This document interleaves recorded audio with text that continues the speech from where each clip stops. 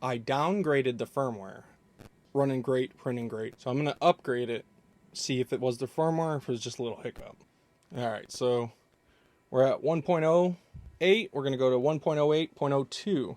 So let's see what happens. 10 minutes, okay. I'll let it sit here, do its thing, and then we'll come check on it. Alright, so it looks like it was just a hiccup. I don't know what the hell happened, but I'm happy we're all good now. All good to go. Back to print.